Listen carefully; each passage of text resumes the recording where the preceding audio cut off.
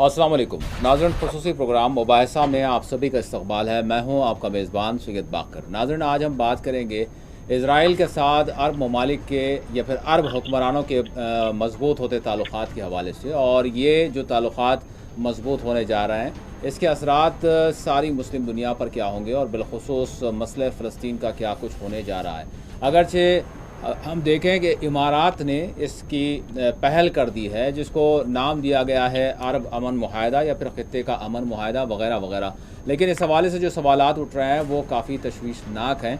और देखने वाली बात यही है कि जो फ़रेक़ हैं, अगर हम फ़लस्तीन के मसले की बात करें तो फ़लस्तीनी जो है सबसे पहले उसके फ़रेक़ हैं। वैसे आलम इस्लाम का मामला, सारी मुस्लिम दुनिया का मसला फ़लस्तीन है, लेकिन अगर अरब कौमियत के हवाले से भी अगर देखा जाए या फिर जो ख़ित्ते में रहने वाले लोग हैं उनके हक़ की भी बात की जाए तो ये कैसा मुआहदा है या कैसी पहल है जिसमें फ़रेक़ ही को जो है दरकिनार रखा गया हो और बाहर के लोग ये फ़ैसला कर रहे हैं कि हम यहाँ इनकी तकदीर का जो है फ़ैसला करेंगे और हम जो है इज़राइल से ताल्लुक़ात कर रहे हैं, तो वो इस बिना पर कि इसके ज़रिए ख़ित्ते में अमन क़ायम होगा और फिर वो जो फ़लस्तीनियों का बिलख़ुसूस हक़ है कि वो फ़ैसला करें उनका क्या सियासी मुस्तक़बिल होना चाहिए और वो इज़राइल को मानते हैं या इज़राइल को नहीं मानते हैं। लेकिन ऐसा नहीं है, बल्कि अब यूएई ने जो पहल कर दी है, अब इसको लेकर ये कहा जा रहा है, जेराड कुशनर यहाँ तक कह रहे हैं कि दीगर 22 अरब ममालिक जो है वो भी आने वाले दिनों में इज़राइल को तस्लीम करेंगे और इनके साथ बेहतर ताल्लुक़ात होंगे। तो ये हम ज़रूर कह सकते हैं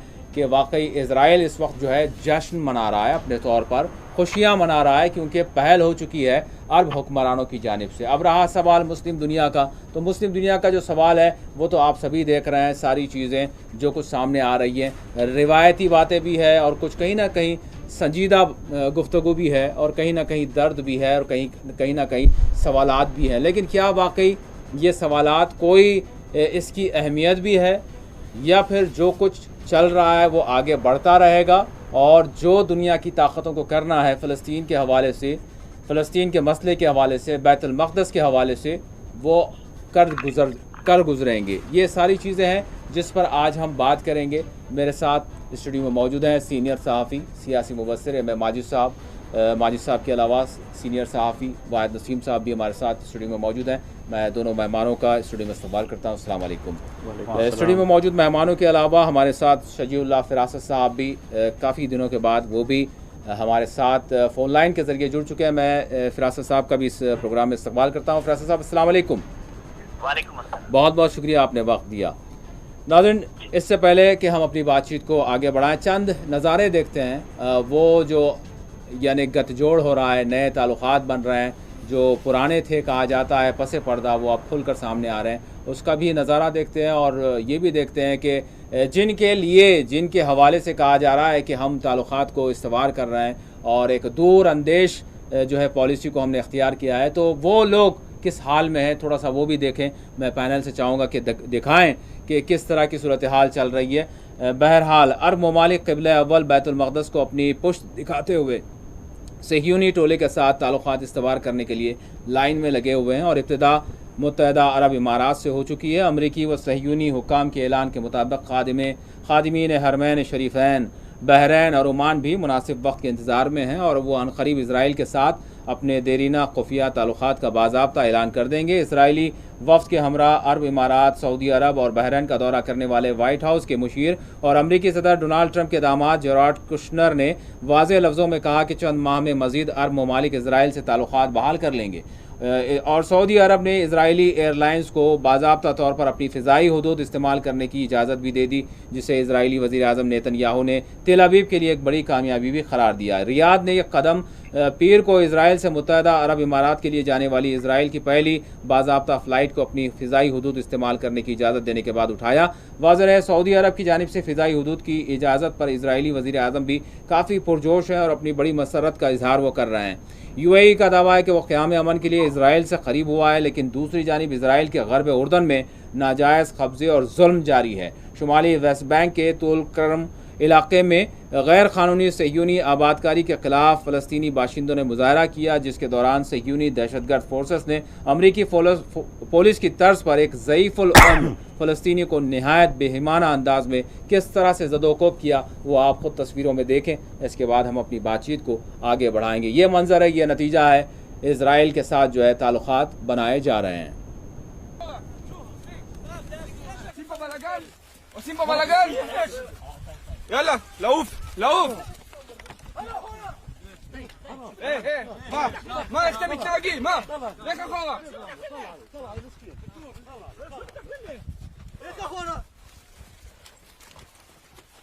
קדימה, שחררו. קדימה, קדימה, אחורה. אחורה, אחורה, אחורה, אחורה, אחורה. אחורה, אחורה. יאללה, עוד אחד איתי. יאללה, שב, יא אבו אדם.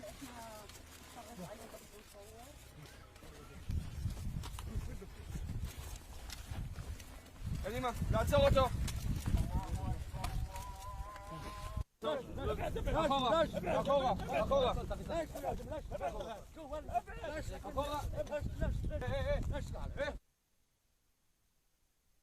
तो नाज़रीन, आपने भी देखा गालिबन जॉर्ज फ्लाइड मेरे ख्याल से अमेरिका के जिनको मारा गया था। वैसे मैं कहूँगा कि जो है वो तो एक जॉर्ज फ्लाइड पर जो है सारी दुनिया ने जो है एहतजाज का, मुजाहरों का जो है इजहार किया था, मुजाहरे किए थे। बहरहाल यूरोप में भी देखा गया, बरतानिया में भी देखा गया, लेकिन फ़लस्तीन की वो सरज़मीन है जहाँ ऐसे सैकड़ों, हज़ारों, लाखों जो है जॉर्ज फ्लाइड है जिनकी गर्दनों को रोज़ाना दबोचा जाता है। बहरहाल माजिद साहब, मैं आपसे आगाज़ करूँगा और जानना चाहूँगा किस तरह से आप देख रहे हैं। वैसे हमने यकीनन 2 रोज़ पहले जो है चाइना और भारत के ताल्लुकात के हवाले से भी बात की, तो ये सारी सिचुएशन मैं जहाँ तक समझता हूँ, जो ब्लॉक्स की बात की जा रही है, तो ये सारे ब्लॉक्स माजिद साहब कहीं ना कहीं एक दूसरे से जुड़ते हैं। तो ज़रूर हम सारी सूरत हाल का जायज़ा लेंगे, लेकिन हमने बात की है और यकीनन हमने उन्वान भी दिया है इज़राइल व अरब हुक्मरान और दुनिया के मुसलमान। तो इसमें फिर साथ ही साथ जो खित्ते भी इसके साथ जुड़े हुए हैं, जो दीगर ब्लॉक्स के जो फ़रेक हैं वो भी इससे जो है जुड़े हुए हैं, उस पर भी बात करेंगे। लेकिन अभी जो फ़लस्तीन की सूरत हाल आप देख रहे हैं और फिर अरब हुक्मरानों का जो करीब आना है इज़राइल से, क्या लग रहा है, दूर अंदेश जो है एक पॉलिसी है? जी, बहुत बहुत शुक्रिया। देखिए, 2 दिन से जो कुछ नए तजुर्बात हो रहे हैं, आप एक चीज़ शायद आपने मेंशन नहीं की, इस मिशन पे कश्मीरी अकेले नहीं है, पोम्पियो भी आए थे, बहरीन भी गए थे, सूडान भी गए थे वो, और फिर ओमान के साथ भी कुछ मामलात हुआ है जी। फिर अस्सी तो खैर उनका ग़ुलाम है, वो तो रहा है। मैं एक मज़मून देख रहा था जिसमें ये नई जो पॉलिसी है उसको कुछ लोगों ने ख़ुद, इजरायली लिखने वालों ने एक डिप्लोमेटिक एक जो है बड़ी कामयाबी से कहा। इसमें ये बताया गया कि इसमें अमेरिका का जो रोल है 2011 की तरफ लौट के जाना पड़ेगा, जब ट्यूनीशिया से वो एक स्प्रिंग नाम से जो है एक बहार आई थी जी। उस वक़्त ये इम्प्रेशन उन शख्सी हुक्मरानों को दिया गया था कि आपके ऊपर जो है एक बहुत बड़ी यानी ख़तरे की घंटी आने वाली है। तो इसके लिए तो ये जो ताल्लुकात 2020 में आज देख रहे हैं, ये 2011 से ही इन शख्सी हुक्मरानों के इज़राइल और अमेरिका की सिहोनी जो ताकतें हैं उसको उन्होंने एक मजहबी रंग इब्राहिमिकल पैक्ट बोल के भी दिया है। उसका भी शायद दौरान गुफ्तगू हम तस्करा करेंगे। ये एक तासुर देने की कि दीन इब्राहिम हम तीनों भी इस पर चलते हैं, तो लिहाजा हम में एक सानियत होनी चाहिए। ये भी एक बात सामने आई है, उस मजमून में भी ये लिखा गया है। तो इसमें ये दिया गया कि ये कई लोग से ऐलान किया, लेकिन नहीं, कई लोगों को ये बात का ताज्जुब हो रहा होगा कि ये बात जो है यूएई के साथ जो कुछ हुआ, इसमें उन्होंने कहा कि पसपर्दा सऊदी अरब से भी सिक्योरिटी की बुनियाद पर भी बड़े अच्छे ताल्लुकात हैं और कई मौक़ों पर मोसाद भी जो है इस मामले में बड़ा आगे बढ़ चढ़ कर हिस्सा लेता रहा है। और मिस्र में जो स्प्रिंग हुई थी उसको जो है बुझा दिया गया था ना, उसमें भी मोसाद का बहुत बड़ा रोल रहा, इसमें काफ़ी वो है। तो ये तो पहले से ही, ये बहुत पहले की प्लानिंग है, बहुत पहले की प्लानिंग है जिसको एग्जीक्यूट ये डरा कर किया गया कि देखो स्प्रिंग है, किस तरीके से जो है एक एक का खात्मा हो सकता है। लेकिन भाई साहब बहुत पहले वाली प्लानिंग है, तो लेकिन दुनिया तो जो है आज इस पर बात कर रही है। मतलब पहले ये देखिए जो अब बात करने वाले थे वो दिखने वाली चीज खामोश क्यों रहा करते थे, वो दिखने वाली क्यों क्या करते थे? कल वाली जो मनसूबाबंदी थी वो दिखने वाली नहीं थी, वो पर्दे के पीछे थी जी। लेकिन आज सामने पर्दे पे आई, इसलिए हम भी आज पे बात कर रहे हैं। शवाहिद मौजूद थे, लेकिन उसको बाकायदा तौर पर नजरअंदाज किया गया जी, किया गया। क्या वो गलती नहीं थी माई साहब? नहीं, ये तो अपनी शख्सी हुक्मरानी बचाने के लिए। अब देखिए, इस्लाम की जो रूह है, वो एक रूह का जो मतलब है इस्लाम की उम्मा, यानी सारे दुनिया के मुसलमान जो भी हो वो एक लड़ी में पूरे जाते हैं जी। लेकिन यहाँ ऐसा नहीं है।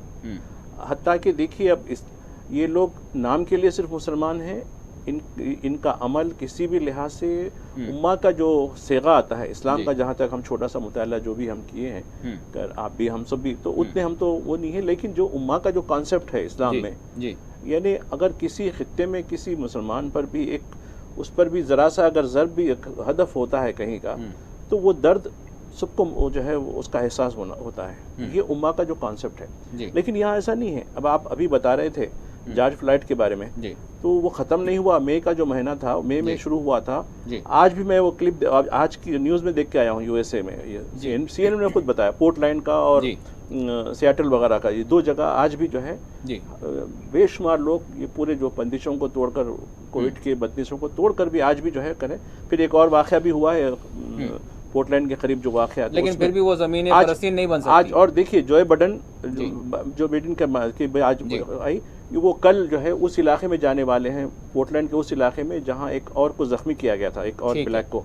तो यानी ये वहां आग ठंडी नहीं हुई, ये समझना। तो ये बताना चाह रहा हूँ कि एक वो तो उनके अंदरूनी मामला, ये कहा जा रहा है ट्रंप का ये कहना है कि मेरे खिलाफ साजिश हो रही है। नहीं, ये आप जो मिसाल आप जो मिसाल दे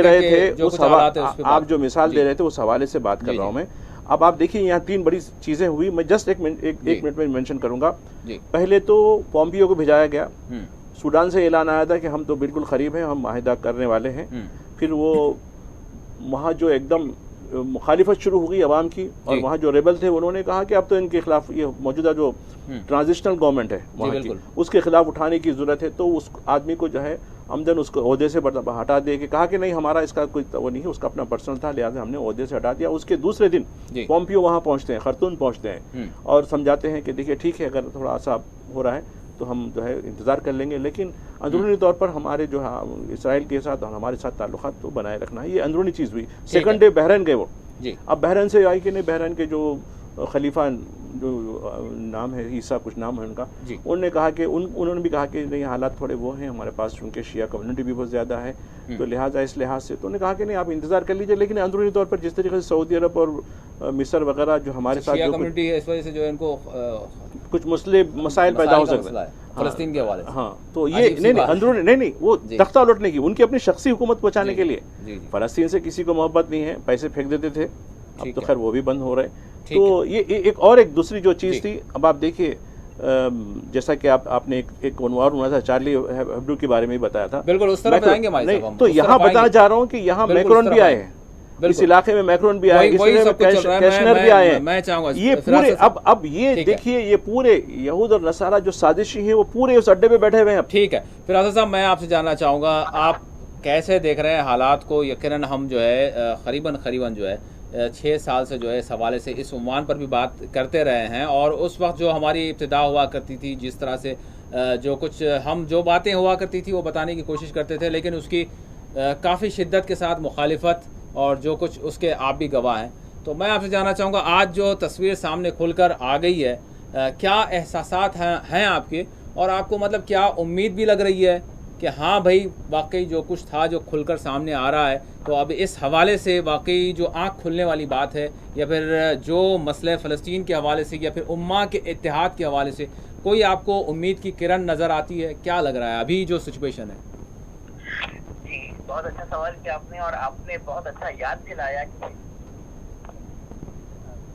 तो हमने खुलकर सऊदी अरब और इसराइल और अरब ममालिक और इसराइल के दरमियान ताल्लुकात की बात की थी, जिस पर नाराजगी का इजहार किया गया था कई गोशों की जानिब से, और इसका खुमियाजा हमें अपनी शख्सी जिंदगियों में भी भुगतना पड़ा था, लेकिन अल्लाह ताला ने ये दिन दिखाया कि पूरी दुनिया आज देख रही है। तो मैं इस तरह से देखता हूँ कि यूएई हो या दूसरे अरब ममालिक हो, उन लोगों के दरमियान पहले से लिव इन रिलेशनशिप थी, अब सिर्फ निकाह हुआ है। न सिर्फ ये बल्कि इन लोगों के दरमियान देखिए, अब मैं यहाँ भी कहूँगा कि इनका हमल भी हो चुका था और अब निकाह हुआ है, आनंद आनंद निकाह हुआ है। तो ये हमें इस बात से कोई ताजुब नहीं हुआ कि यूएई ने अरब ने इसराइल के साथ ताल्लुकात कायम किए हैं और सऊदी अरब ने अपनी हवाई हदूद के इस्तेमाल की इजाजत दी है। और कुशनर ने एक दिन पहले बताया था कि तमाम अरब साहब कई लोगों को, चलिए ठीक है, आप सुन पा रहे हैं? जी बिल्कुल आ रही है जी। कुशनर ने कहा कि तमाम 22 अरब मुल्क जल्द ही इसराइल के साथ ताल्लुकात कायम करेंगे। तो इन बातों पर मुझे कोई एक पैसे की हैरत नहीं हुई है। और जहाँ तक उम्मत के इत्तेहाद की बात है, मैं समझता हूँ, मैं आपसे और माजिद साहब से माजरत के साथ कहना चाहूंगा कि उम्मत का इत्तेहाद मेरे नजदीक एक रोमानी ख्याल के सिवा कुछ नहीं है। और जो सियासी कायदीन है या उर्दू अखबारात हैं या किताबें हैं, वक्फे वक्फे से मुसलमानों को या आम लोगों को उम्मत के इत्तेहाद की एक नशे की गोली देते हैं। ऐसी कोई चीज नहीं है। दुनिया के जो ताल्लुकात हैं या फर्द से फर्द के ताल्लुकात, हमारे दुनिया की ये हकीकत है कि फर्द से फर्द के ताल्लुकात और मुल्कों के और अक़वाम के एक दूसरे के साथ ताल्लुकात की बुनियाद देखिए मुआशी मफादात हो गए हैं, मटीरियलिज्म हो गया, जियो पॉलिटिक्स हो गई है। तो ये आप भूल जाइए कि उम्मत के इत्तेहाद नाम की कोई चीज है या हो सकती है। इन ममालिक ने जो जालिम ताकतें हैं, आप इसराइल ले लीजिए, अमेरिका ले लीजिए या कोई और लीजिए, उन जालिमों को ट्रेड पार्टनर में तब्दील कर दिया है। इनकी कोई अखलाकियात बाकी नहीं रही है और इनका सिर्फ एक ही मकसद नजर है कि उनकी बादशाहतों का तहफ़्फ़ुज़ हो।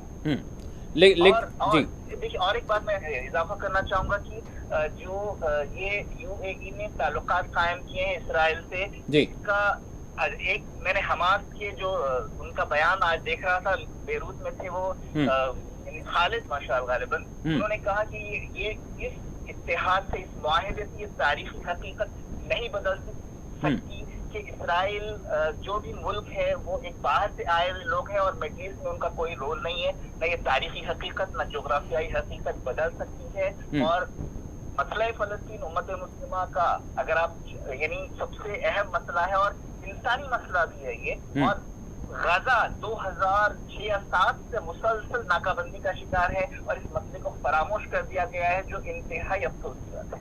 ठीक है फिरोज साहब, मैं आपकी तरफ आऊँगा। भाई साहब, आप ये जो मसला है फ़लस्तीन का, अगर हम देखें फ़लस्तीन की सरज़मीन जो यानी मुसलमानों के हाथ से गई, उसकी वजह यकीनन एक लंबी तारीख़ है, लेकिन आपको क्या लगता है कहीं ना कहीं अखलाकी तौर पर, इंसानी तौर पर जो तायीद और हिमायत फ़लस्तीनियों को मिलनी चाहिए थी, क्या वो मिली है? और अगर साथ ही साथ मैं ये भी जानना चाहूँगा कि इज़राइल का जो दम कम है आज, यकीनन आपने कई प्रोग्राम्स में कहा कि इज़राइल अब वो बाकी नहीं रहा, लेकिन अब देख रहे हैं हम कि जहाँ से उसको जो है अरब हुक्मरानों की जानिब से खुले तौर पर जब तायीद मिल रही है, तो अपने आप में जो है वो यकीनन एक खुश नज़र आ रहा है और काफ़ी मसरूर है। और वाकई जो है इसको खित्ते में इस तायीद के नतीजे में, ताल्लुकात की बहाली के नतीजे में उसको एक सियासी इस्तेहकाम ज़रूर मिलेगा। तो फिर आप जो कहा करते थे कहीं ना कहीं उसकी नफ़ी हो रही है। नहीं जी, आपका दरअसल क्या है, थोड़ा सा वक्त दे दीजिएगा, समझ लीजिएगा जी। कल में जो गुस्सा होता था और मैं कहता था कि ये ऐसा क्यों कर रहे हैं, दरअसल मैं चाहता था कि ये लोग शायद बदल जाएं। वो हकीकत में पहले दिन से जानता था, वो हकीकत जो आज भी आप जानना बाकी है वो भी जानता हूँ जी। देखिए, आज आपको समझ आ जाएगी, क्योंकि उस वक्त जब कोई वाक़या गुजरा नहीं होता, पूरी तरह समझ नहीं आता, उस वक्त लोगों के अपने ख्याल हैं। आज गुस्से की कोई भी बात नहीं है, मजबूरियाँ समझिए क्या है। असल मजबूरियाँ ये है जनाब, आज भी आप कह रहे हैं या दुनिया में या मीडियाबाजी में ये तासुर दिया जाए कि ये इजराइल की बहुत बड़ी जीत है, तो मैं कहूँगा ये एक और बहुत बड़ी बेवकूफ़ी है। वजह इसको सीधे से समझ लीजिए, आज तो समझ लीजिए जी, कल तो विरोध होता था मेरा, पर आज इसको समझ लीजिए, क्योंकि आंखों से आप देख रहे हो जो कुछ हो रहा है। समझिए क्या है, खिलाफत उस्मानिया को तोड़ा किसने था? अरबों ने। यही लोग जो है, सुनिए, अरबों ने से मुराद ये हुआ था कि सारी कौम, ऐसा मत बोलिए, बल्कि चंद चुनिंदा जो वफाद परस्त बागी हुआ करते थे, तो उन्होंने अरब कौम को तो नहीं कहेंगे, मतलब यहाँ पर एक आम जहन ये बनता है कि अरब जब बोला जाए तो कौम के हवाले से तो नहीं बोल रहे हैं, सवाल उठता है। अभी आप अभी आगे तमाशा देखिए, बागी कह लें, ये सब मैं नहीं मानता इन बातों को। देखिए मैं जो कह रहा हूँ मैं तो अपनी बात ही कहूँगा। मैंने ये कहा कि जब ऑटोमन अम्पायर खिलाफत उस्मानिया थी तो इन्हीं लोगों ने बाकायदा अंदर से बगावतें की थी, अंदर से ब्रिटेन के साथ, डाकुओं ने। अब ये अब उनको आप कुछ भी अपने पल्ला झाड़ने के लिए कुछ भी बोलते रहे, सारे अरब नहीं थे, आप जो भी मर्जी आप जो मर्जी है बोलते रहे, मैं जो बोल रहा हूँ वो सुन लीजिए जी।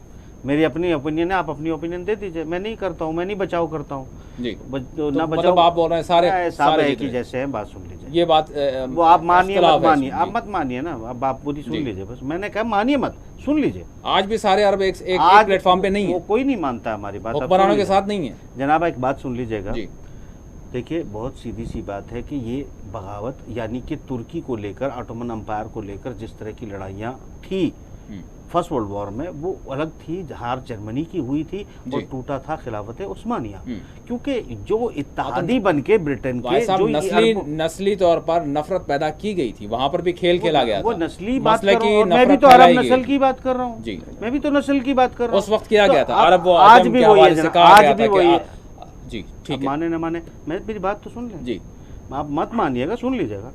मैं ये कह रहा हूँ कि ये जो अभी थे दो, आज भी भाई हैं। आप कहेंगे कि भाई हैं कि क्या अब क्या दलील देंगे, सब जानते हैं। अब इब्राहिमी की लिखी जाएगी, ये क्या बात है। मैं पहले दिन बताता था कि जिस दिन ये पलटेगा उस दिन जो है तमाम जो लोग हैं वो ये मिसालें देंगे कि हम तो एक ही हैं, इब्राहिमी हैं, वो इसहाक की औलादों में से हैं तो हम इस्माइल की औलादों में से हैं। तो ये तो सारी बातें आज कुछ नहीं थोड़ा ही है, वो तो उतनी औकात तो मैं इन सब की पहले से जानता हूँ, इसलिए पहले ही बताता था कि यही कहेंगे, वही कह रहे हैं, कुछ अलग नहीं लाए। सुनिएगा, ऑटोमन अम्पायर को तोड़ना, खिलाफत उस्मानिया को तोड़ना, अब बेसिकली अज़मियों से अपना दामन छुटा के अरबियों को अफजल करने का जो उनका अपना प्रोग्राम था, किसी और का था। देखिए जिनका भी था वो सुन लीजिएगा ना, पूरी बात है। अब आप बचाते रहिए, मेरी बात सुन लीजिए। मैं ये कहता हूँ कि ईमान कहीं भी हो सकता है, किसी में भी हो सकता है। ये बाउंड्री नहीं है उसमें कि उसमें किसी खास मसलक में होगा, किसी खास, ये अपनी मान्यता है। मेरा मानना है खुदा जिसको मानता होगा या खुदा को जो मानता होगा वो ईमान वाला है। अब इसमें मैं बहस में मैं तो तकरीर नहीं कर रहा हूँ, मैं तो एक पॉलिटिकल मूव बता रहा हूँ। पॉलिटिकल मूव ये था कि जिन्होंने खिलाफत उस्मानिया तोड़कर इजराइल बनवाया था, इसको यहाँ पर जगह दिलवाई थी, ट्रीटी की थी, जिसके बदले सऊदी अरब बना था। यही तो समझा रहा था पिछले 5 साल से मैं आपको, यही समझा रहा था कि ये इजराइल जो है इसका वजूद इस बात पर है क्योंकि जब तक इजराइल है तब तक ये अरबी मुल्क है, अगर इजराइल खत्म तो अरबी मुल्क खत्म, चूंकि ये एक ही ट्रीटी का हिस्सा है। ना आज इनका गठजोड़ हुआ है, ना इनका कभी टूटा है। ये सब कुछ चलता रहा। बीच में कोई एक आध हुक्मरान आता है, वो हुक्मरान उसी देश में जहाँ कमाल पाशा आया उसी में रजब तैयब एर्दोगान आ गया। तक जो पसे पर्दा थी वो खुलकर आ गई, तो इसमें जो है और उनको मजबूती मिलेगी ना, इजराइल को और मजीद जो है सुन लीजिएगा, नहीं काय मजबूती सियासी तौर पर इस्तेहकाम मिलेगा। मेरा सवाल कुछ नहीं मिल रहा है, कुछ नहीं मिल रहा है। न कल इनका कोई वजूद था, न आज इनका कोई वजूद है, न कल इनका कोई वजूद होगा। क्लियर समझ लीजिए। भाड़े के फौजी लाते हैं वो लोग, पैसा कमाया। क्योंकि देखिए ये जो बिन सलमान है ना, एक किताब पढ़ लीजिए, मंगा लीजिए, ब्लड एंड ऑयल। उस किताब में इसके घर की जो है स्थिति लिखी गई है। सब आम भाइयों के पास जहाज थे, प्राइवेट जहाज थे, हेलीकॉप्टर थे, ये गरीब थे, कभी कभी इनको कर्जा भी लेना पड़ जाता था।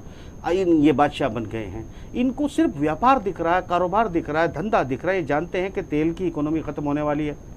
दूसरी बात ये भी जानते हैं कि ट्रीटी खत्म होने के बाद उस तरह की स्थिति नहीं रह जाएगी। हो सकता है कि कल जो है दुनिया में से एक मांग उठे कल आने वाले वक्त में कि जो निज़ाम है हिजाज का, वो हिजाज मुकद्दस को एक वेटिकन सिटी की तरह मांग खड़ी हो जाए, तब ये क्या करेंगे।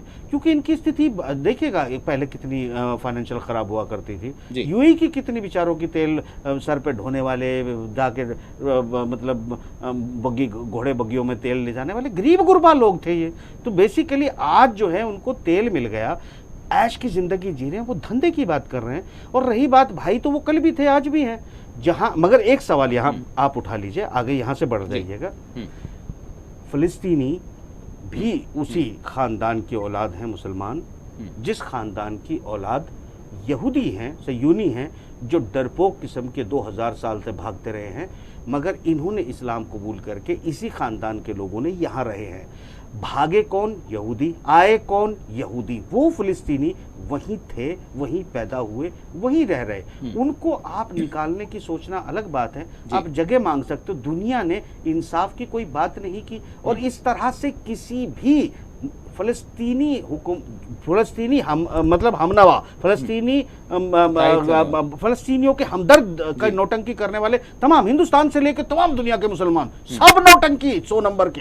वो सब के सब जो है असली बात कभी नहीं बताया, असली मतलब मामला कभी नहीं बताया। अभी ये नौटंकी 100 के 100% देखिए कैसे बदलते हैं। वो सब के सब आप बताने लगेंगे, हदीसें सुनाएंगे, सारी चीज़ें आपको सुनाएंगे। दरअसल क्या है, मजहब एक कारोबार है, उस कारोबार को किया जा रहा है। लोग देखते हैं मुझे चंदा कहां से मिलेगा, मुझे चंदा, ये कारोबार है, कारोबार। पहले भी ऐसे ही बोलता था, जब ये बोलता था कि सऊदी जो है गद्दारी करेगा तो लोग कहते थे क्या बोल रहे हो तुम, अभी माफी मांगो। मैं कहता था चल फतवा लगवा दे, खत्म कर। आज भी वही बात बोलूंगा, ये सब के सब गद्दार है, सब के सब कारोबारी है, सब के सब नौटंकी है, ढोंगी है।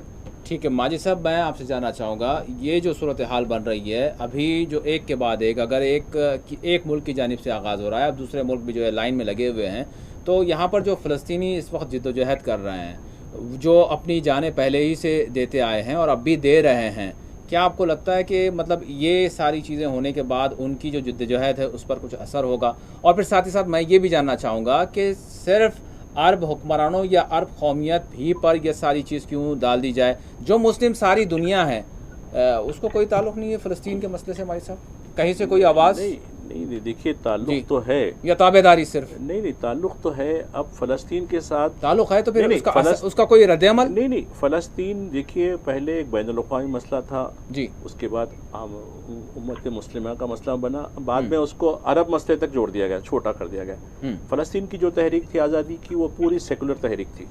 उसमें वहाँ रहने वाले ईसाई भी थे, यहूदी भी थे, मुसलमान तो खैर अक्सरियत में है वहाँ 50%। तो ये जैसा जार्ज अब्बास जी, जो बहुत बड़े, जिन्होंने बहुत बड़ा नाम कमाया फ़लस्तीन के लिए और बड़ी कुर्बानियाँ दी उनके ख़ानदान ने, उन्होंने, तो ये नहीं बताना चाहता हूँ मैं कि, लेकिन देखिए उससे गद्दारी की गई, उस पूरे जो है आलमी मसले के साथ अरबों ने गद्दारी की। अरबों ने ये कहा कि इनको तो वजीफ़ा पेंशन जारी कर दो, हुक्मरान बोलते, जी हाँ। और नहीं देखिए, तो अब देखिए उन फ़लस्तीन को जो तायद मिल रही है, अब आप देखिए तुर्की का जो मौक़िफ़ रहा अभी हालिया दिनों में, जो कुछ मौक़िफ़ है फ़लस्तीन के तय, खैर इसराइल और यूएई के ताल्लुकात, उनका जो मौक़िफ़ रहा, पाकिस्तान का मौक़िफ़ है, उसके अलावा जो इस्लामिक थर्ड वर्ल्ड है जिसको अजमी कह सकते हैं आप जी, नॉन अरब्स जी, वो तकरीबन अभी भी साथ हैं। इंडोनेशिया में देखिए मुजाहरे हो रहे हैं, मलेशिया में मुजाहरे हुए, मलेशिया कोलालमपुर में मुजाहरे हुए हैं फ़लस्तीन की यगानिकत के लिए। माजिद साहब बीच में एक सेकंड के लिए रोक के एक बात कहूँ, ये फ़कत नौटंकी है। अगर आपके तमाम जो सुनिए, जब अज़मी धर्म गुरु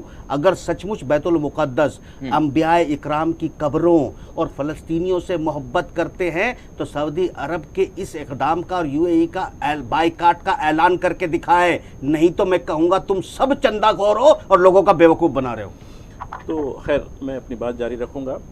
तो ये बताइए कि लोगों में, अब देखिए बांग्लादेश ढाका में रैली निकली, वहाँ भी यही सूरत हाल हुई कि एक अरसे से निकालते हैं भाई साहब, जब भी इजराइल की जानिब से कुछ होता है तो ऐसे एहतजाज होते हैं, खत्म हो जाती है बात, आई और गई, मेरी फायदा क्या है? ये एहतजाज 70 साल से हो रहे हैं। मेरी बात तो पूरी होने दीजिए, आप अपनी बात कहिए। बात जी, आपको पूरा हक है, आप इस प्रोग्राम के होस्ट हैं, क्योंकि अगर होस्ट ही सारी दावत खाते रहा तो खाली मेहमान देख लेते बैठे। मेरा तो काम है, आपका टाइम सबसे ज्यादा होता है, मैं सवाल करता रहा हूं लोगों की जानिब से। आप प्रोग्राम के मेजबान हैं, मेजबान जो है मेहमान को परोसता है। अच्छा, ये यहाँ ऐसा मेजबान है जो खुद खा लेता है, खुद खा रहा है। नहीं माजिद साहब, मैं तो बहुत कम खाने वाला हूँ, अगर दिल्ली में होते तो आपको पता चलता। नहीं मेहमान नहीं, वो उसकी कॉपी कर रहे हैं तो ठीक है, नहीं उसकी कॉपी कर रहे हैं तो कीजिए, नसीम साहब भी है, उसकी कॉपी करना है तो कीजिए, कौन मना किया? अभी बुलाते हैं वो तो फिर वो लोमड़ी और सारस की दोस्ती हो जाएगी, बस वही दावत हो जाएगी, वो ऐसा तो नहीं है। प्लीज़, आप एक डिफरेंट है, यूनिक है, तो उसके लिए आपको जो है जो भी हो लोग देखते हैं। तो यहाँ मैं बताना चाहता हूँ कि देखिए ढाका में प्रॉब्लम क्या है, बांग्लादेश के बहुत से लाखों लोग, के 30 लाख से ज़्यादा लोग जी इस वक्त खलीज में जो है मुलाजिमत कर रहे हैं। पाकिस्तान की प्रॉब्लम है कि उसके 26 लाख लोग मुलाजिमत कर रहे हैं जी। तुर्की की कोई प्रॉब्लम नहीं है, तुर्की की कोई जो है उसने जो है सिर्फ उसके इंजीनियर्स वगैरह कुछ हैं बस, उससे हटके वर्कर्स तो नहीं है उसके। तो यहाँ उनकी जो प्रॉब्लम है, अब देखिए पाकिस्तान ने एक मौक़िफ़ ले लिया है। अब कुछ अरसे पहले शाह महमूद का जो बयान आया है जी बिल्कुल, उसके बाद से तो तलखियाँ बढ़ती गई हैं। अब बांग्लादेश से भी बढ़ेंगी तलखियाँ। अब ये जो ममालिक हैं अब वो चीन पर ज़्यादा इन्हिसार करने लगेंगे, क्योंकि देखो उनको अपनी इकॉनमी बचाना है, अपना लोगों का रोजगार देने का है जी। तो ये जब इनको सेटल हो जाएगा, थोड़ा टाइम लगेगा, ऐसा नहीं है, उसके बाद ये तो बताएंगे कि ठीक है हम तुम्हारा भुर्ता बनाएंगे, कैसा हो सकता है। अब हमारी जो सिक्योरिटी है वो हटा लेंगे ऐसा ऐसा, जिसकी हमने हिफाजत का जो है दम भरा है वो भी होने वाला है, ऐसा नहीं है। अब इनको देखिए इजराइल जिस तरीके से जा रहा है, इनको बताया कि तुम्हारी शख्सी हुक्मरानी को बचाना है तो हमारे साथ जाना है। तो उनको जो है मिल्लत का मफाद नहीं बल्कि उनको शख्सी इक़्तिदार उनको जो है प्यारा लगा। और रही जैसा कि नसीम साहब भी कह रहे थे कि इकोनॉमिक फैक्टर हो गई, मादा परस्ती हो गई, इकोनॉमिक फैक्टर भी उसी में का एक हिस्सा है।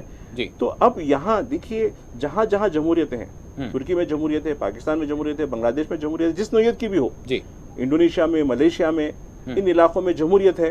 अब आप देखिए इथियोपिया, वहाँ भी एक किस्म की एक जमहूरियत है, माली वहाँ भी एक जमहूरियत है।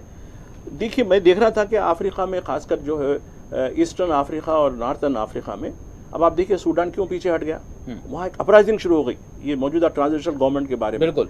तो ये यहाँ जहाँ जहाँ जमहूरियतें हैं वहाँ अवाम बराबर फ़लस्तीन के साथ है, वहाँ अवाम बराबर जो है उन लोगों के साथ है जो मजलूम नहीं लेकिन हुकूमतें क्या करेगी, नहीं कुछ नहीं कर सकती। ये समझना गलत है, मेरी बात पूरी होने दीजिए। मैं ये समझना गलत है कि अवाम की ताकत को कुचलने का कोई हथियार दुनिया ने इजाद नहीं किया। हो सकता है एटम बम डाल के मार देंगे आप, लेकिन अवाम के जज्बे को नहीं मार सकते। ठीक है, आज हुक्मरान है, उनके पास ताकत है, वो जरूर कत्ल करवा सकते हैं, लेकिन आपके जज्बे आपके मोहल्ले में गिरवी होते हैं। ठीक है, मामला यही है कि फिरासत साहब मैं आपसे जानना चाहूँगा, अवामी जो जज्बात है, अवामी गैज़ व गज़ब, अवामी गुस्सा, तो क्या वो भी उस नौयत से, उस नहज पर जो मसला है आपको मिल पा रहा है, देख रहे हैं आप? उसके अलावा भी अगर हम देखें गाहे बगाहे 6 महीने साल में जब भी इजराइल की जानिब से जो है मजालिम बढ़ जाते तो कहीं कुछ जो है एहतजाज हो गए और फिर आई और गई बात हो गई।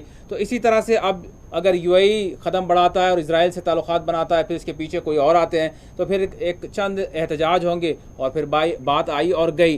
क्या आपको लगता है ये कोई पुरअसर मामला है जो माजिद साहब कह रहे हैं कि अवाम में जो गैज़ व गज़ब हमको नज़र आ रहा है ये ज़रूर जो है असर दिखाएगा? कहाँ पर गैज़ व गज़ब है? हाँ, ये भी सवाल है। कहाँ गैज़ व गज़ब है? मुझे तो कहीं नजर नहीं आए। नहीं, जो जहाँ तक बात यह है कि अवाम, मैं समझता हूँ कि अगर हम अरब अवाम की बात करें तो अरब अवाम या तो अपने हुक्मरानों के हामी हैं या उनकी जानिब से फराहम की जाने वाली यानी मराहत का फायदा उठाकर उसमें खुश हैं या खौफजदा हैं या गुलाम हैं। अरब अवाम में कोई हमीयत मुझे नजर नहीं आती। आपने वाहिद नसीम साहब को टोका था कि जो है आप हुक्मरान कहिए, अरब मत कहिए, लेकिन अरबों की जो अवामी सतह पर सूरत हाल है मैं उससे भी मायूस हूँ। वहाँ पर ऐसी कोई बात नहीं है कि जो है कोई दीनी हमीयत पाई जाती है या फलस्तीनियों के हक में बड़े पैमाने पर आवाज उठाई जाती है। जैसा कि मैंने अर्ज किया, या तो हामी है या खौफजदा है या गुलाम है। और जहाँ तक यानी मुजाहिरों की बात है अवामी सतह पर किस हद तक जो है, किसी हद तक पाकिस्तान में कुछ होता है या तुर्की में कुछ होता है या सबसे ज्यादा फलस्तीन के मसले को उजागर कोई करता है तो वो ईरान करता है। ईरान की तरफ से जुमातुल विदा के मौके पर यानी खुद से बरसों से मनाया जा रहा है और मुसलसल ईरान की तरफ से फलस्तीन कॉज की यानी मदद की जाती है। हमास ले लीजिए आप या दूसरी तंजीमें ले लीजिए। और जहाँ तक यानी अरब यानी हुक्मरानों की बात है, फलस्तीनी अथॉरिटी यानी गैज़ व गज़ब की बात है, फलस्तीनी अथॉरिटी ने दरखास्त की थी कि अरब लीग का एक इजलास तलब किया जाए जिसमें यूएई के इस फैसले पर गौर किया जाए और उसके असरात पर गौर किया जाए कि इसराइल के साथ ताल्लुकात कायम हो गए हैं, लेकिन आज तक ये इजलास भी नहीं हुआ है। यकीन जी। और जहाँ तक बात है कि देखिए मैं आलमी सियासत को यानी इस वक्त जो देख रहा हूँ, जो इत्तेहादों की बात आपने की कि हुनूद सऊद और यहूद एक सफ में खड़े हैं, हुनूद सऊद और यहूद एक सफ में खड़े हैं और ये एक बहुत अहम वक्त है और बहुत तब्दीलियों का वक्त है। हम जिस दौर को देख रहे हैं, ताकत का तवाजुन बदल रहा है। फरासत साहब ये तीनों पहले से ही एक रजाई में एक मुद्दत से पढ़े हैं। फिर आपने साहब नहीं खुद आपने हमल का भी जिक्र कर दिया। यहाँ मैं ये जानना चाहूँगा आपसे कि फिर उम्मीद क्या की जाए, मतलब अगर अवाम में भी जो है वो शऊर नहीं है, अवाम में भी वो दर्द नहीं है, अवाम में भी वो गैज़ व गज़ब व रद्द अमल नहीं है, तो फिर हुक्मरानों का ये हाल है तो किससे, मतलब अगर मुस्लिम दुनिया की अगर हम बात करें तो कहाँ से उम्मीद की जाए? कोई तो राह होगी। जिसमें भी हालात का शऊर है और जिसमें हिम्मत है, देखिए इस मसले को नुमाया करने के लिए हिम्मत दरकार हर सतह पर। आप कहीं भी हो, आपकी कोशिश मामूली से मामूली हो सकती है, छोटी से छोटी हो सकती है, और अगर आपको शऊर है और आप में हिम्मत है तो आपको आवाज उठाना चाहिए, हक बात कहना चाहिए। आप नतीजों की फिक्र छोड़ दीजिए, नतीजे देना हमारा काम नहीं है, नतीजे देना खुदा का काम है, हमारा काम नहीं है। लेकिन हर उस यानी शख्स को, शऊर शख्स को और बाज़मीर शख्स को इस मसले को नुमाया करना चाहिए। और मैं मुसलमान की बात नहीं कर रहा हूँ, फलस्तीन का जो मसला है, इंसानियत का मसला है, वहाँ पर यानी बाहर से लोगों को लाकर बसाया गया है, वहाँ के लोगों को डरा धमका कर हटाया गया है, उनकी जमीनों पर कब्जा किया गया है और उसको जायज हैसियत दी गई है, और अब मज़ीद जायज हैसियत देने की कोशिश की जा रही है। ये बिल्कुल यानी ये सिर्फ उम्मत का मसला नहीं है बल्कि ये इंसानियत का मसला है। फिरासत साहब, लेकिन देखिए फिरासत साहब, अब सारी ये सारी चीज़ें हम बता रहे हैं, 70 वर्षों से अगर जो है इजलास हो रहे हैं, एहतजाज हो रहे हैं, सब कुछ हो रहा है, दुनिया को मनाने की कोशिश की गई है, लेकिन दुनिया तो छोड़ दीजिए, अगयार की बात तो छोड़ दीजिए, लेकिन जो उम्मत मुस्लिमा है उसी में हम एक बहस देखते हैं। तो आज तो अगर हम देखें तो इस मामले को एक नई नौयत दे दी गई है, जिस तरह से वाहिद साहब भी कह रहे हैं कि आज बाज़ाब्ता तौर पर जो इत्तेहाद किया जा रहा है उसके हवाले से जो है मजहबी एतबार से जो है हदीसें पेश की जा रही हैं, पुराने मामलात वाक़यात को पेश किया जा रहा है, लेकिन लोगों का जो जहन है उसको मुकम्मल तौर पर इस हवाले से जो कदम उठाया गया या उठाने जा रहे हैं तो उसके लिए जो है हमवार किया जा रहा है। तो फिर अब यहाँ पर जो है तायीद जो अखलाकी तौर पर, ज़ुबानी तौर पर, कलम के तौर पर जो होनी चाहिए वो भी जो है हमको जो है ख़त्म होती नज़र आ रही है। यहाँ पर भी एक इंतशार है। देखिए ये हमारा आपका इम्तिहान है। देखिए मुनाफिकत नहीं होनी चाहिए, जैसा कि जो हाल ही में बयान से और गालिबन बहरीन की तरफ से कि हम ताल्लुकात कायम करेंगे, नॉर्मलाइज करेंगे जब वो फलस्तीनी रियासत बनाएगा। इससे बड़ी मुनाफिकत की कोई बात नहीं है, क्योंकि बसे पर्दा उनके ताल्लुकात हैं और जैसा कि वाहिद नसीम साहब ने कहा रजाई में है, लेकिन जो है ये मुनाफिकत है। आपको फैसला करना पड़ेगा, यानी दो टोक फैसला करना पड़ेगा कि आप लकीर की किस तरफ खड़े हैं। यही इंसानी किरदार की अलामत है। और जैसा कि मैंने अर्ज किया कि हम सबको जिसमें यानी जरा भी शऊर है, जरा भी हिस्स है कि वो इंसाफ के लिए लड़ना चाहता है, तो उसे अपनी हर सतह पे, अगर आप इस प्रोग्राम में आवाज उठाते हैं तो ये आपका जिहाद है, अगर कोई किसी अखबार में लिखता है तो वो आपका जिहाद है, अगर किसी महफिल में कोई बोलता है तो वो आपका जिहाद है। अपनी सलाहियत के एतबार से, अपने स्कोप में आपको जो कुछ हो सकता है वो आपको फलस्तीन के लिए करना चाहिए, दुनिया के हर मजलूम के लिए करना चाहिए। ठीक है वाहिद साहब, लेकिन मसला यहाँ पर यह है, आप खुद जो कह रहे हैं कि अगर हदीसें पेश की जाती हैं, अगर पुराने यानी कि उस वक्त के जो है कुछ हवाले दिए जाते हैं जो उस वक्त के लिए मुख्तलिफ उसकी नौयत थी, तो फिर लेकिन भोले भाले मुसलमान हैं तो वो जो है सच्चे दिल के हैं यकीनन, तो वो जो देखते हैं तो वो उन बातों में आ जाते हैं और वो भी उनसे सुनते हैं जिनकी बात यकीनन आपकी बात को मुस्तरद कर सकते हैं लेकिन उनकी बात को मुस्तरद नहीं कर सकते। तो उनका बहुत बड़ा कंट्रीब्यूशन है, आप उनको मुस्तरद नहीं कर सकते वाहिद साहब, मैं ये ज़रूर कहूँगा, आप उनको मुस्तरद नहीं कर सकते। बिल्कुल, एक चीज़ मैंने कही है, एक बात मैंने कही है कि हमारी भी सहाफ़ियों की, फिरासत साहब आप पर भी इल्ज़ाम लगा रहा हूँ, माजिद साहब पर भी लगा रहा हूँ, खुद पर भी और बाकर साहब पर भी, इस देश के तमाम उर्दू सहाफ़ियों ने और तमाम आज से नहीं 200 सालों पहले से मज़लूम है भाई साहब, मत लगाइए, लगाना पड़ेगा, सुन लीजिएगा, क्या वजह है बताइए। आपने ये हिम्मत नहीं जुटाई, आपने कभी ये हिम्मत नहीं जुटाई कि सही हो या गलत, आपको एक कॉल आता है जो आपको अपने आप को धर्मगुरु कहता है और तमाम भीड़ इकट्ठी हो जाती है। एक एग्जाम्पल पेश करूंगा, उससे आप समझ लीजिएगा। मैं जानता हूं कि इस देश में मेरे घर पर पत्थर फेंके जाएंगे, मुझ पर लांछन लगाए जाएंगे, मुझे निशाना बनाया जा सकता है, मेरा कत्ल भी किया जा सकता है, मगर तुम जैसे चूहों से ना मैं ना कभी डरता था ना डरूंगा। सुनो भाई, बात सुनो, अब बात सुनिएगा। बात यह है कि सुन लीजिएगा पूरी बात के, अमित शाह एक बाकायदा एक अपना गेम प्लान सेट करते हैं और बाकायदा 3 करोड़ लोगों को इकट्ठे करते हैं इज्तिमा के नाम पर, ठीक इलेक्शन से पहले। कोई साफ़ी इनको ये नहीं बताता कि देखिए भैया ये गेम है, इससे भारतीय जनता पार्टी को खिलाफ फ़ायदा होगा। बहुत सारे मूवमेंट चलाए जाते हैं जिससे आवाम को धर्म के नाम पर वो टोपियाँ पहन के आ जाते हैं और इकट्ठे हो जाते हैं। और बात मेरी क्यों नहीं मानेंगे, मेरी क्यों नहीं मानेंगे, मेरी कैसे मानेंगे? देखिए, जब तक मैं एक गेटअप नहीं बनाऊंगा, जब तक मैं वो जो एक जहन बना लिया कि अगर ऐसा होगा तो पढ़ा लिखा आलिम आदमी हो सकता है और अगर ऐसा नहीं होगा तो नहीं हो सकता है, तो यानी कि यहाँ पर इल्म का जो एक पैरामीटर खींच दिया है उसको, एक आपको कपड़े वैसे ही होने चाहिए, टोपी वैसी होनी चाहिए, सब कुछ एक डिजाइन होना चाहिए। सुन लीजिएगा पूरी बात को, अगर आपका हुलिया बदला तो आप ना आलिम है ना अक्लमंद है, आपकी बात को नहीं माना जाएगा। पर इसी ने तुम्हें दर बदर भटकाया है। वजह क्या है? सारी चीज़ों को देखिए, किसी दिन अगर आपको कोई वहम हो ना तो सारे इकट्ठे होकर आ जाना, बहस करने के लिए तैयार हो इंशाल्लाह। हर टॉपिक पर, हर मसले पर बिल्कुल खुलकर बहस करूंगा। मगर एक चीज़ मैं आपको यहाँ बताना चाहता हूँ फिराज साहब, सुन लीजिएगा, मरहला है ये मरहला जोड़ने की बात, ये जोड़ने की बात तो सुन लीजिएगा, नहीं होगा जब तक इनके चुंगल से लोग नहीं निकलेंगे, तब तक किसी मुसीबत से नहीं निकलेंगे। बात यह है कि मैं कैसे कह रहा था, वो मेरा विरोध तो होता ही है। मैं तो तब कहा था जब तसव्वुर भी नहीं कर सकते थे ना, मैंने तब कहा था कि ऑटोमन एम्पायर जिंदा होने वाला है और रजब तैयब एर्दोगान आके इसको काम करेगा। आज उसने ग्रेटर इजराइल का, ग्रेटर तुर्की का जो है नक्शा जारी कर दिया है और पूरे यूरोप को धमका दिया है। ये सारी बातें आप 1005 पिछले 6 सालों में मेरी कम से कम 500 बातों को जुटला दोगे। और इजराइल के दरमियान टेक्निकली सफारती ताल्लुकात कायम है, उस बारे में कुछ रोशनी डालती है। जी बिल्कुल बिल्कुल मैं डालता हूँ। हर बात, हर आदमी एक बात उठाएगा, बहुत अच्छे से उठाएगा। और फिराज साहब, आज आपको एक बात बुरी लगने वाली है, अगर टाइम ज्यादा होता है तो होने दीजिए। सुन लीजिएगा, जरूरी है आपका ना सुन लीजिए, 1 मिनट सुन लीजिएगा। आज फिराज साहब और आप दोनों सुन लीजिएगा, आपका भी अहम निकाल देना बहुत जरूरी है। एक बात आपको बता दूं कि जहां तक तुर्की के आप जो ताल्लुकात की बात आप कर रहे हैं, उससे पहले जब ये देश हार चुका था, जब इसने टीटी की थी, जब ये टुकड़े बटे थे ना, तब ये कुछ भी करने के लायक नहीं था। सिफारती ताल्लुकात तो बहुत दूर की बात है।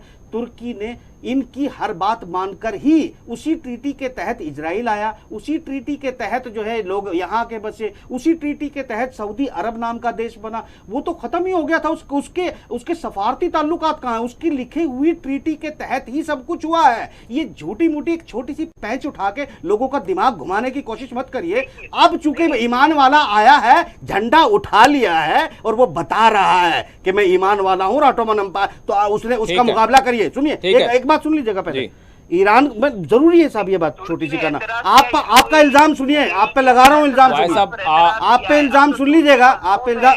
मर्दे आहन हुक्मरान है वहाँ पर, मर्दे आहन कहते हैं आप तैयब एर्दोगान को। अब आपको कौन सी चीज रोक रही है कि आप इस्राइल के साथ ताल्लुकात खत्म नहीं? आज के पाकिस्तान, सुनिए, आज इस्राइल के साथ जनाब, आज इसका मतलब आज की खबर आपने पढ़ी नहीं है। पाकिस्तान और जो है तुर्की ने क्या ऐलान किया, पहले वो पढ़ लीजिए, दुनिया भर की खबर देते हैं, सुन लीजिएगा। वो जो पढ़ी नहीं, फिर इन्होंने सुनी नहीं, अभी चाहे नहीं करिए, लेटेस्ट खबर है, अभी कल ये खुद ही पढ़ेंगे उसको, चिंता ना करिए, आप सुन लीजिएगा। आपको मैं कह रहा हूँ कि ईरान को आप लेकर जो है ना, एक बड़ा खुलासा कर रहा हूँ और बहुत तकलीफ होगी आपको। ईरान अगर बैतुल मुकद्दस को लेकर और पूरी तरह से मुस्तैद रहा है ना, आप 73 से पहले यही हिजबुल्लाह इजराइल की हिफाजत के लिए गठन किया गया था, जब शाह अब्दुल्ला उर्दन का जो है शाह हुआ करता था। जब इनको लबनान भेज दिया गया था तो इन्हीं हिजबुल्लाह को हथियार देकर इजराइल और अमेरिका और ईरान ने सीमा बॉर्डर पर खड़ा किया था। इसी इजराइल की इतिहास पढ़िए और फिर सुनिए, फिर वक्त बदला, बात तो सुन लीजिएगा। और आज इजराइल हमला करता है तो हिजबुल्लाह पर, ईरान पर और सीरिया पर हमला पूरी बात तो बात सुन लीजिए, मैं आपका जवाब दे रहा हूँ, सुन रहे हो? 30 सेकंड में खत्म कर दीजिए, एक सेकंड में सुनिए, इजराइल को भगाया, सुन तो लीजिएगा। ये तो वही बात है ना, आप में फर्क था, आप वो उधर कैसे, तुम इधर कैसे, बात सुन लीजिए। मैं कहा यही हिजबुल्लाह जो है इजराइल की हिफाजत के लिए बनाया गया था, ऑन रिकॉर्ड है। और आज फिर 73 में इस्लामिक क्रांति के बाद, मैं दे दूंगा, सुन लीजिएगा ना पूरी बात, 73 के बाद जब इस्लामिक क्रांति आती है, यहाँ से सत्ता बदल जाती है, तो हिजबुल्लाह ईमान वालों की तरह और बैतुल मुकद्दस की तरह बदल जाता है। उसके पहले इसका गठन जो है इजराइल की हिफाजत के लिए किया गया था। लोगों को ना आप गुमराह करें ना मैं होने दूंगा। ठीक है, अच्छी बात है, ठीक है, इजराइल ने हलाक किया। ठीक है, नसरुल्लाह से पहले जो चीफ थे उन्हें इसराइल ने टारगेट किलिंग में हलाक किया। ये छोड़ दीजिए, उससे पहले अच्छा यहाँ पर ठीक है, हिजबुल्लाह को छोड़ दीजिए आप। जो हमास है, अब जबकि मसलक की बात अगर होती है तो हमास की बात करें तो उनसे बढ़कर सुन्नी कौन हो सकता है? तो फिर उनको आप दहशतगर्द नहीं, यहाँ पर तो बात वही है ना, नहीं यहाँ पर बात ये है कि हमास की अगर बात करें तो आज हमास और हिजबुल्लाह के दोनों कायदीन जो है मुलाकात कर रहे हैं और आप दोनों को भी जो है दहशतगर्द की लिस्ट में रखते हैं। तो यहाँ पर ये कौन है आखिर ये खेल खेलने वाले? अगर तुर्की को आप कहते हैं आज भी आप ईरान के इन्फ्लुएंस में आप लोग इल्जाम लगाते हैं कि तुर्की के सिफारती ताल्लुकात हैं, तो ईरान की ही हिजबुल्लाह बनाया गया था। तो सीधी बात, अगर हिजबुल्लाह बदल के हिफाजत में आ सकता है तो तुर्की ऑटोमन अंपायर बना सकता है। तो आप उसको बदलते हुए नहीं देखते, हिजबुल्लाह को बदलने हुए देखते हो। इसका मतलब तुम्हारा माइंड सेट है। हमारा सवाल यह है कि ना तुर्की और ईरान के दरमियान जो खुरबत हो रही है उसको तोड़ने वाले कौन है? आज सवाल ये है कि ये दोनों एक हो रहे हैं तो आप भी वही बात कर रहे हैं, अभी खींच रहे हैं दोनों को। हम ये बोल रहे हैं माजिद साहब, आप क्या चाहते हैं कि अगर तुर्की और ईरान एक साथ आते हैं तो क्या आप ये पुराने जो जख्म हैं जो भी होंगे उसकी तवील जो है दास्तां है, एक तवील मामलात हैं। आज जो है हमास भी आप उसको दहशतगर्द करार देते हैं, आज हिजबुल्लाह को भी आप दहशतगर्द करार देते हैं। हिजबुल्लाह पे भी आपके मुख्तलिफ इल्ज़ामात हैं जो लड़ने वाली है फ़लस्तीन के लिए। आप जो है हमास जो अपनी जानें दे रहे हैं उन पर भी आपके इल्ज़ामात हैं, और फिर आपके नज़दीक जो है ईरान भी गलत है और तुर्की पर भी बहुत सारे सवालात हैं। तो फिर सबसे बेहतर कौन है? जो चल रहा है वही। जो अगर तुर्की ईरान बदल सकता है तो तुर्की भी बदल सकता है। हिजबुल्लाह और इसराइल के दरमियान खुली जंग हुई थी जिसमें हिजबुल्लाह ने इसराइल के दांत खट्टे किए थे। भाई आप जो है लोगों को गुमराह ना करें प्लीज। मैं इतिहास खोल के कल किताब प्रोग्राम करूं आपके साथ, प्रोग्राम के साथ बताऊं हिजबुल्लाह का गठन इसराइल की हिफाजत के लिए किया गया था। इसराइल की हिफाजत के लिए बाद में वो बदला, बाद में 73 के बाद बदला। पहले उसका गठन हिजबुल्लाह ने बाकायदा ऑन रिकॉर्ड उसको जो है इसराइल की हिफाजत के लिए किया गया था। यानी हिजबुल्लाह और हमास हमेशा खटेरे में रहेंगे ताकि इजराइल का जो है कोई दिफा ना कर सके। ठीक है माजिद साहब, आप क्या कहेंगे? माजिद फिर उसके बाद फिर आसिफ साहब की तरफ भी जाऊंगा। भाई साहब, आप माजिद साहब को बोल लेंगे। देखिए, बहस हुज्जत और बहस में बड़ा फ़र्क होता है। मैं जब से यही बात कर रहा था कि हुज्जत भी एक चीज़ होती है, वो भी एक अदब का एक हिस्सा है। बहस भी एक चीज़ होती है जिसमें बड़ी डिसेंसी होती है। अब आप ऐसा दिखता है, नहीं, मैं ऐसा दिखता है कि मुझे भी अब ऐसा ही दिख रहा है कि हम शायद दिल्ली का ज़्यादा असर हमारे पास हो रहा है, ऐसा मुझे महसूस हो रहा है। अगर माजिद साहब आपको तकलीफ है तो आज के बाद मैं मुबाहिसा में शामिल नहीं होगा। हर बात पे आप तनकीद कर रहे हैं, आप लगातार तनकीद कर रहे हैं। मैं कहूं तो अभी छोड़ता हूं प्रोग्राम को। हटाइए, ये बेकार की बात है। भाई साहब प्रोग्राम में नहीं बैठ रहा हूं, खत्म करिए। ये देखिए, इसमें पर्सनल लेने वाली बात कुछ भी नहीं है। ले लिया है, खत्म करिए इन बातों को। इसमें कोई ऐसी बात नहीं है। मैं जहाँ तक समझता हूँ, मैं मौजूद मेहमानों को जो है, मैं माजिद साहब अपनी बात करें। भाई साहब, मैं एक मरतबा फिर कहूँगा आपसे, अदबान गुजारिश करूँगा, मतलब ये कोई पर्सनल बात नहीं है। तो हम अपने अपने जो है जायज़े, जो हमारा जो देखना है, जो हमारा मुशाहिदा है, उस हवाले से हम बात कर रहे हैं। इसमें जो है कोई पर्सनल बात नहीं है, और इसका मकसद यही है कि जो है हम अपने अपने नज़रियात के तहत जो है एक दूसरे से टकराएं, वो ज़रूर, लेकिन उसके बाद उसका कोई हल निकल सके, यही मकसद है हमारा, और कुछ नहीं। मेरा ये मानना है कि दिल्ली में जिस तरीके से चैनल चलते हैं उसकी कॉपी हम नहीं कर सकते। देखिए, जो भी बातें हों, और यहाँ एक एकेडमिक बहस है। ये बहस एक दूसरे को रिस्पेक्ट देते हुए है, एक दूसरे को चैलेंज करना, एक दूसरे को ये करना, ये मुनासिब। एक मैं समझता हूँ कि जो बहस की जो बातें होती हैं एक डिसेंट सोसाइटी में, तो मैं यही दिखा रहा था कि दिल्ली का असर माने दिल्ली के जो चैनल्स होते हैं, अब वो दिल्ली से आए तो वो मेरे लिए मोअज़्ज़िज़ मेहमान हैं हमारे, हम उनकी ज़रूर कदर करेंगे और उनकी अच्छी मालूमात है, मैं हमेशा उनकी ताज़ीम करता हूँ। उनसे मतलब नहीं था अगर कोई चीज़ कहा कि भाई ये मेरे बारे में है, ऐसा तो नहीं है, ऐसा तो नहीं है, तो उसको उसी स्पिरिट में लेने की ज़रूरत है। और जहाँ तक हमारे जोश जज्बे हैं, हम जो है क्या बातों के मुजाहिद बनकर रहेंगे या हम ज़मीनी तौर पर भी कुछ करेंगे? ठीक है, वो ज़मीनी तौर पर बहुत से काम करते हैं, मैं उनसे मुताल्लिक़ नहीं है बात। जो आप हमारे दिल्ली के चैनल्स जो करते हैं, ज़मानी जमा खर्च, यानी स्क्रीन पे तो बहुत जंग भी जीत लेते हैं, चीनियों को भगा भी देते हैं, फिर बालाकोट जैसे चीज़ें भी करते हैं, मतलब स्टूडियो के अंदर हम बहुत कुछ कर लेते हैं, लेकिन ज़मीन के अंदर, ज़मीन पर हमारा क्या फुटिंग होती है? तो हमारी जो बहसें होनी चाहिए उसी नौयत की होनी चाहिए, मैं ये समझता हूँ। और देखिए, मैं जब से देख रहा था कि भाई हम एक दूसरे को उलझना, हुज्जत का मतलब एक अलग चीज़ होती है, हुज्जत भी एक चीज़ होती है। अब देखिए, क्यों अक्सर लोगों को हुज्जतुल इस्लाम कहते हैं, तो ये मतलब ये हुज्जत वो नहीं, हुज्जत भी एक बहुत डिसेंट वर्ड है, लेकिन हुज्जत को हमने एक नेगेटिव सेंस में लिया है। क्यों कहते हैं हुज्जतुल इस्लाम? यानी वो एक फिक्र रखने वाला आदमी जो बराबर जो है उस पर डिबेट कर सकता है, वो एक माहिर आदमी को कहते हैं हुज्जत। तो हमको उसी सेंस में लेने की ज़रूरत है। बहुत शुक्रिया। मैं फरासत साहब आपसे आखिरी सवाल करूंगा। आपने बाहिर साहब को भी सुना, माजिद साहब ने भी जो कहा उसको भी सुना। अब देखिए, हम मामला यही है कि आज लोगों के शऊर को बेदार करने की ज़रूरत है। तो वाकई जो है क्या किया जा सकता है, लोग कम से कम ज़हनी तौर पर तैयार हों कि वाकई मसला क्या है और इसके लिए होना क्या चाहिए, ताकि वो मज़ीद एक नए इंतशार का जो है शिकार ना हो। बस ये मकसद है। जी देखिए, यानी जैसा कि माजिद साहब ने कहा, एकेडमिक नंबर 1।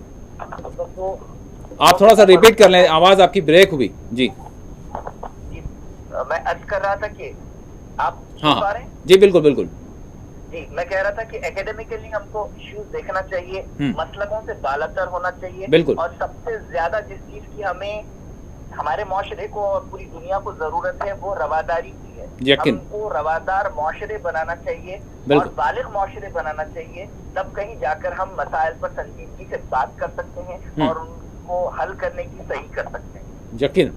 यकीनन शायद इसी चीज़ की ज़रूरत है। ज़रूर एक और प्रोग्राम करेंगे इंशाल्लाह, जो है उसमें वाहिद नसीम साहब भी होंगे, माजिद साहब भी होंगे, फरासत साहब भी होंगे और बिल्कुल या तौर पर इत्मीनान के साथ वाकई क्या हो सकता है, दीगर मेहमान भी हम जो है ज़रूर शामिल करेंगे इसमें, ताकि जो है ये जो मसला है न सिर्फ ये हमारा एक प्लेटफार्म नहीं है बल्कि अवामी सतह पर भी आज ज़रूरत इस बात की है कि वाकई उम्मत मुस्लिमा उस गफलत से जो है जाग जाए और कम से कम आज इत्तेहाद हो। और आज कम से कम ठीक है हुक्मरान क्या कर रहे हैं, वो उनके अपने मामलात हैं, उनके अपने मफादात हैं, लेकिन कम से कम हमारा अपनी इस्तिताअत के लिहाज से जो कुछ हम कर सकते हैं इस मसले के हवाले से, मसला फ़लस्तीन के हवाले से, उम्मत के इत्तेहाद के हवाले से और जो इंसानी मसला है इसके हवाले से, ताकि वाक़तन आने वाले दिनों में वाकई एक माहौल बन सके और इसका हल किया जा सके। बस यही हमारी एक टूटी सी कोशिश है। इसी के साथ अपने मेज़बान सैयद बाकर को पूरी 4TV न्यूज़ की टीम के साथ दें इजाज़त। अल्लाह।